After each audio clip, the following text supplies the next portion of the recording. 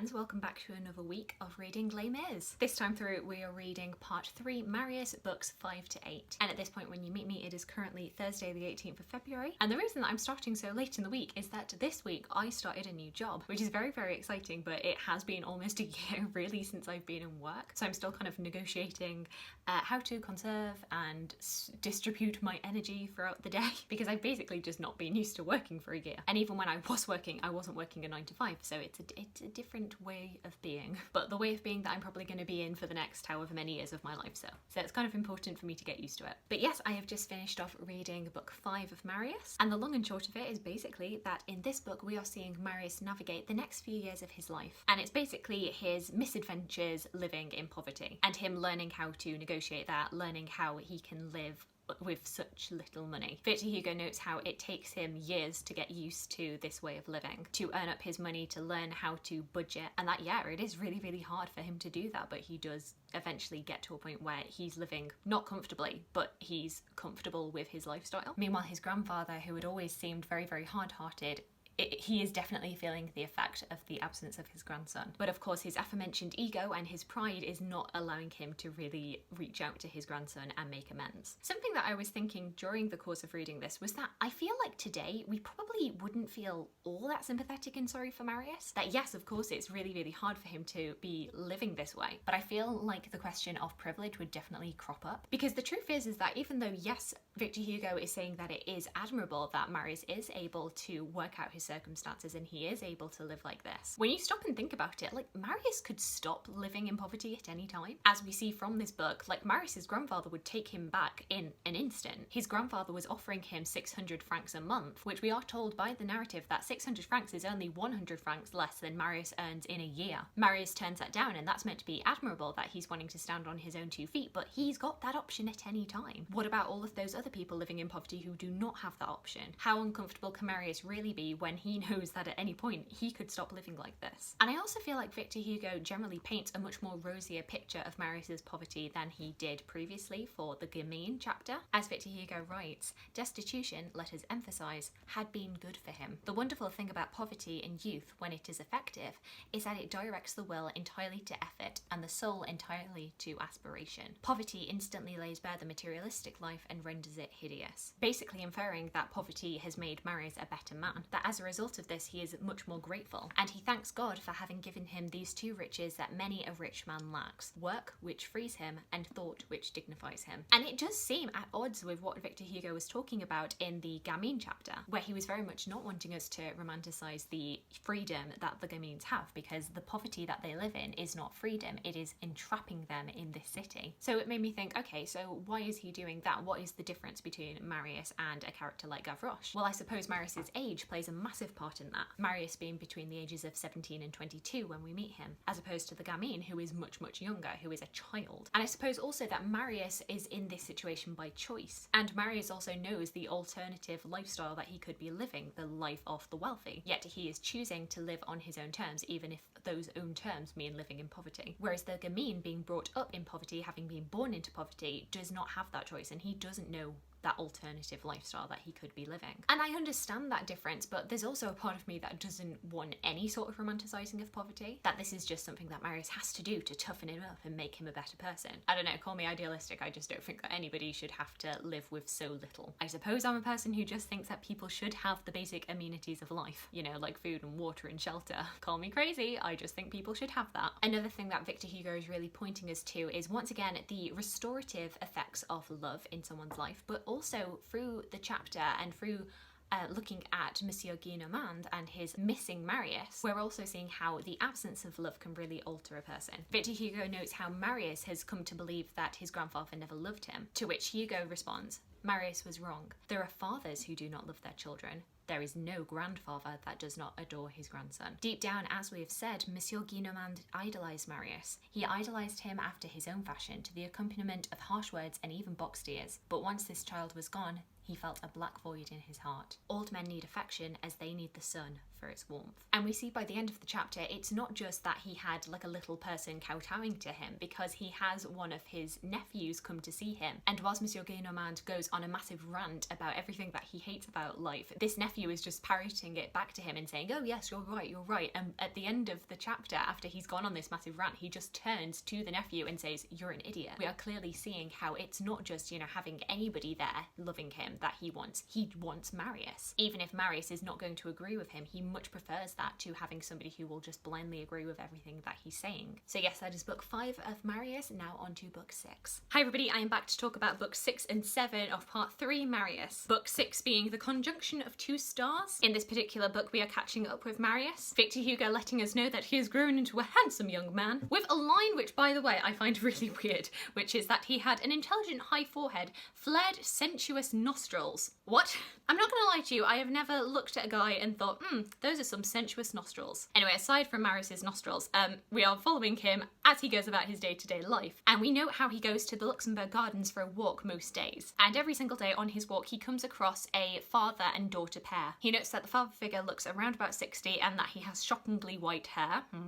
And the young daughter who looks around 14 years old. And initially, he doesn't really think much of her. He thinks that she looks quite ugly. And then a few months later, Marius catches a glimpse of the girl again, and she has blossomed into a beautiful young woman. And oh, how Marius's head has turned, and we see how this young boy very, very quickly falls in love with this girl he's never met before. And we basically follow through the rest of the chapter as Marius becomes a little bit stalkery. He goes to the Luxembourg Gardens every day and basically just stalking this girl and her father, because such is the power of love, or I'm not gonna lie to you, I think it's lust. And Marius is just completely besotted to the point that all of his friends are like, oh, there's something wrong with him. And yeah, while Victor Hugo is kind of acknowledging Marius's love and saying that yes, it is very genuine, he's also making a lot of fun out of him. There are a lot of classical references to Marius in his pursuit of love. He describes Marius's pursuit of this young girl as being like Hannibal marching on Rome, is how he marches to the Luxembourg Gardens trying to catch a glimpse of this girl. Later describing him as being similar to Leonidas or Spartacus in his like battle-like tactics of trying to find this girl. I think my favourite part of this section is just every now and then you'll get references to Marius's friend Courfeyrac, and Courfeyrac's reactions to his friends falling in love is just, it's hilarious. He just cannot be bothered with Marius. At one point, Marius decides that he can't possibly go to the Luxembourg Gardens in his older clothes, that he has to put his one like nice new set on, and he goes out in his new trousers, his new hat, his new boots. Courfeyrac notices him and then goes back to the friends. I just ran into Marius's new hat and new coat with Marius inside them. He was probably going to sit an exam. He looked a complete dolt. I just love that phrasing. I ran into Marius's new hat and new coat with Marius inside them. And because Marius makes such a routine of going to the Luxembourg Gardens every day and basically stalking this girl, when Courfeyrac is asked where Marius is, he just says, he's on duty. I can't find Marius's like stalkerish pursuit of this girl to be like romantic at all. There is a point where Victor Hugo describes like Marius sees this young girl and she's like walking around, and then there's a big gust of wind, and the big gust of wind blows her dress up and she like fights to put it back down, and Marius gets jealous of the idea that some other guy would have seen her underskirt, that somebody else might have seen her exquisitely shaped legs, and he gets incensed by this idea. He gets so jealous for something that is completely out of this girl's control. Like, Marius needs to chill. And then book 7, which is Patron Minette, we get to meet more of the criminal underbelly of Paris, and we're basically getting an introduction into a few of the thugs who we will come to know, a little criminal gang. To be honest, there isn't too much to say about this one because it's quite a short chapter, but basically just to say make sure that you keep these names in mind for later. And yeah, that's everything. On to book 8. We are almost out of part 3. Woo! Hi everybody, so I'm currently halfway through book 8, The Villainous Pauper, and ooh, things are starting to heat up. So in this particular chapter, we are following Marius as he lives in the Gorbeau tenement. Victor Hugo's really focusing on how isolated and alone he is and how he doesn't really pay attention to the tenants around him. You really get the sense that Marius is the kind of person who, when he's uncomfortable, he kind of like squirrels away inside himself. His reaction to feeling dejected is to self-isolate, and how that can comfort him, but it also really closes him off from the people around him. And it's only in book 8 that he starts to become more aware of the people around. And it's in this book where he meets Eponine, who Victor Hugo describes. She was a gaunt, sickly-looking, emaciated creature, nothing but a chemise and skirt covering her shivering, ice-cold nakedness. A piece of string for a belt, a piece of string to tie her hair, angular shoulders protruding from her chemise, a blonde and lymphatic pallor, grubby collarbones, reddened hands, a slack-jawed and spoiled mouth with teeth missing. lackluster eyes, brazen and venal, the stunted body of a girl with the gaze of a corrupt old woman, a cross between a 50-year-old and a 15-year-old. And it's at this point that Marius is getting to see what poverty really looks like. And even though Eponine isn't actually named at this point, we do get a little bit of a hint as to who her family is. She picks up a book that Marius has discarded and she says, "We've had some education, my sister and me. We haven't always been the way we are now." There is a little clue to her identity. Her family were once prosperous. Marius gives her some money, which she gratefully accepts. Once again, Victor Hugo reminds us, Marius had lived for 5 years in poverty, hardship, even distress. But now he realised he had not known true misery. True misery was what he had just seen now. And then we get a little bit of a shout out to the title. In any case, there is a point where the poor and the wicked become mixed up and lumped together in the one fateful word, Les Miserables. The wretched. However, like I say, things have started to heat up. Later on in this book, Eponine brings a man and his daughter to the girl-boy tenement. And yes, of course, the daughter is actually the girl who Marius has been in love with, and her father. The father gives the family some money and then leaves, saying that he will come later that night with some more. However, something seems to be awry, because Eponine's father, who, yes, is Thénardier, seems to have recognised this man and his daughter. After the father and daughter have left, he kicks out Eponine and Azalma and conspires with his wife, declaring that when the father comes back, he's going to ambush him and extort him for money. Little does he know that Marius has heard the entire conversation, and distressed at the idea that the father of his true love might be in danger, he goes to the police. He informs the policeman there of what has gone down. The policeman nods and gives him 2 pistols, telling him that he will place police around the building in hidden locations, and that it is Marius's job to wait until action has actually happened before he fires shots to let the police know to enter. Marius then very quietly makes his way back to the room and then hides out, waiting. And at the point that I've just stopped in the book, the man has arrived at the Golbo tenement. So what's gonna go down?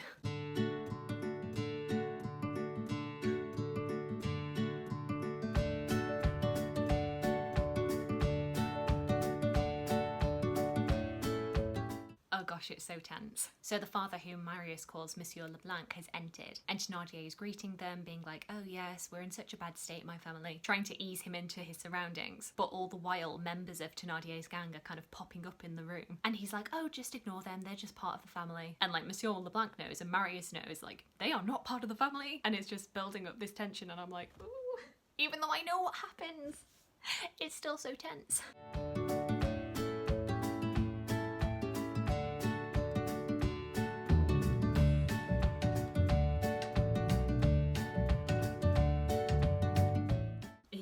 So the final member of Thénardier's gang has entered, and Victor Hugo describes Monsieur Leblanc was very pale. He was looking at everything around him in that wretched place like a man who realises full well his predicament, and his head, turning to all the faces surrounding him one by one, moved on his neck with an attentive and wondering slowness. But there was nothing in his manner resembling fear. "What's he gonna do?"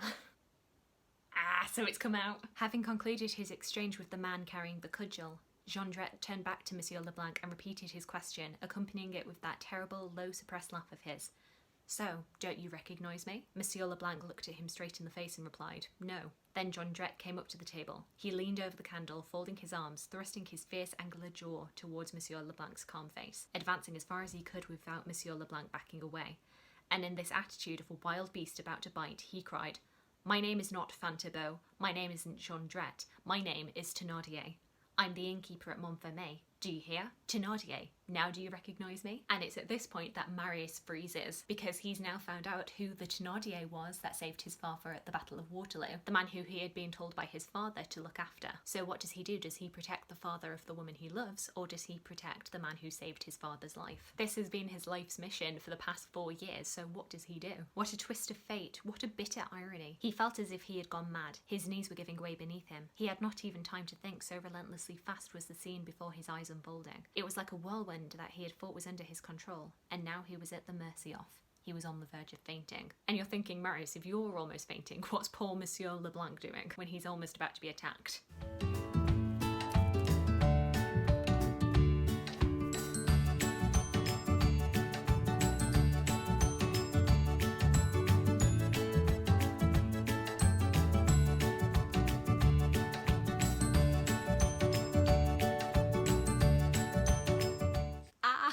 So we've gotten to a bit where Monsieur Leblanc is being put up by Thénardier and being told that he must answer him and that he must give him money. And they're threatening him that if he doesn't tell the truth of where he lives and how much money he has, then they'll torture him with like burning irons. And Monsieur Leblanc frees himself and he's like, you think you can do anything to extract a confession from me? You think you can scare me? So he takes the boiling hot brazier and puts it on his arm. He's completely unarmed. He's burning himself to prove a point that he can't be scared by these men. And I forgot that that actually happened in the book. I thought that was just added in the TV series. But oh god.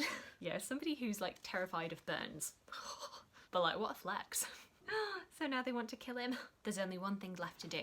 Finish him off. Marius worried the handle of his pistol in an agony of indecision. For the last hour there had been two voices in his conscience, one telling him to respect his father's will, the other calling on him to rescue the prisoner. These conflicting voices kept up an uninterrupted battle that was to torture him. Right up until then he'd been vaguely hoping to find some way of reconciling his two duties, but no possible solution had emerged.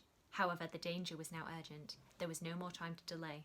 A few paces from the prisoner was Thénardier, considering, knife in hand. And he's still not pulled the trigger. Marius, what are you doing?